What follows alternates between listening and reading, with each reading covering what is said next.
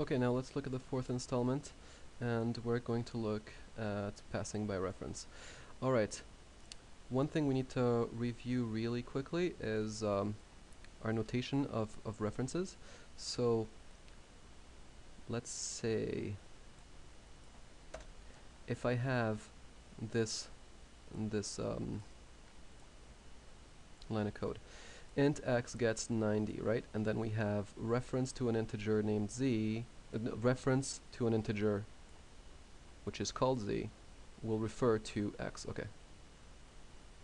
We need to remember this sort of equation looking thing because it'll come in very handy to understand what's happening later. Let's put that like right here to keep it in view. Let's just keep that right there. Alright. So we're going to use the same function, but this time we're going to pass by reference instead. Now, passing by reference is a lot cooler, and this is what happens. We're still going to do the same thing. We're going to have an integer named x, and once a function is called, even though the function is away from main and it's happening on the top of the stack, it'll change x, which is underneath it. Okay? This is what's going to happen. So, a prototype, so we're going to have a function that takes an integer reference, so this is how we type it. But this function will not do anything. It's just going to do its work, but not return anything. That's what I meant. This function is not going to return anything. It's just going to do its work, change x beneath it, and get popped off. So in a nutshell, main is gonna get popped on, right? It's gonna get pushed on, and then x is gonna have a value, blah blah blah, and then once we call the function is going to do its thing, and as it's doing its thing, x, which is underneath it, will be changing without having the function returning anything. So, void function int an integer reference. So we have an integer x, and we set it to 79, and then by just calling the function, x should be changing, because we can be couting x, and it should be different than 79. Okay, let's see what the function does. So the header needs to be the same as the prototype, and int, this is now a reference called num, right? Forget this int y, definitely forget this return, we don't need any. And yeah, let's have an int y, why not? So it might be a little simpler to understand. And y is only going to get num plus 10. Or sorry. No, we don't need a y. Num is going to get num plus 10. When this line of code is executed, before the function even pops out of scope, this x will be changed. This x and this x will both be changed. How does it happen? Like this. We are in main. We're in Massachusetts right now, but we're in main. And main gets pushed onto the stack. Right here.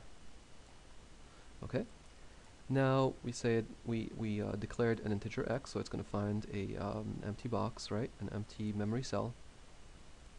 Name it x. And it's going to put 79 in x, right? In the box labeled x. And then it's going to call this function x, okay? And function and pass it x, okay? So now function is on top of the stack.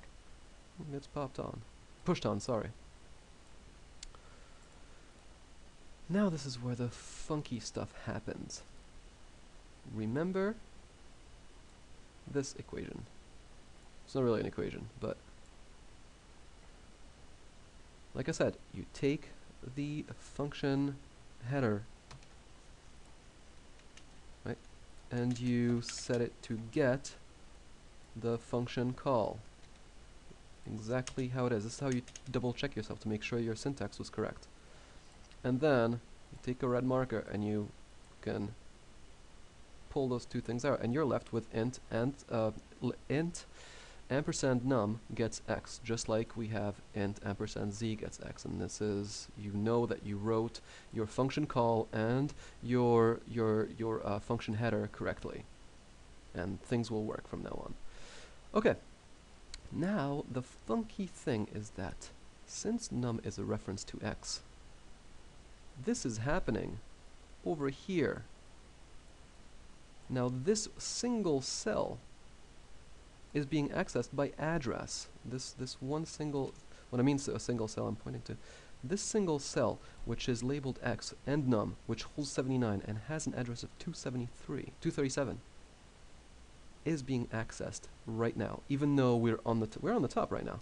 The computer should only see this function, but by doing this ampersand num and setting it to get x, we're telling it to refer to the x in num, which is awesome, because this is what's happening at this point. Once we're in the function, num, which is 79, is going to get 79 plus 10, so num is 89. Right now, it's going to put 89 in this num, not here.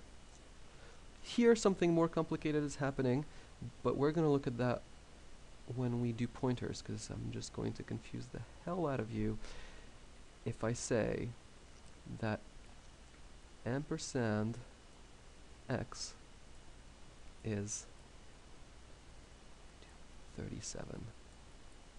Yes, ampersand x is also meaning the address of the cell labeled x, but we're going to see this with pointers. Make sure you really understand, forget what I just said in the past like 5 seconds with this whole ampersand x and addresses. Just try to understand this concept of function is on the top. It's at the top right now. It's doing work via alias. It's doing work underneath it. It could be doing work. This is why C++ is so cool, is because seriously, with a function right now, I could be messing around with stuff over here by reference. I can go as deep as I want.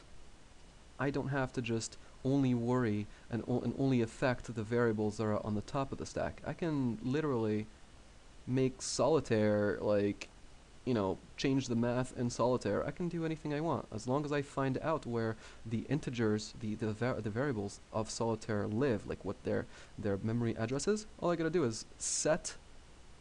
I gotta just make this. Set an alias to.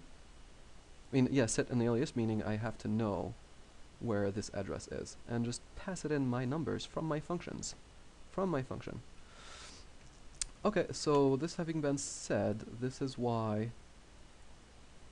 aliasing affects the original. When you alias, you don't need to return, obviously. There's no need to return upon exit, because it happens automatically. And then afterwards, okay, so it says x and num to have now 89, right? Like we said at this point, 89, and then we're here. We're out of here. We're out of the function, and we're gonna see out x. Of course, once we're out of the function gets popped off, and we're left with an x being 89. That's all. I hope this explains it, and if you have any question, you could totally ask me in class or when you see me. Alright, bye.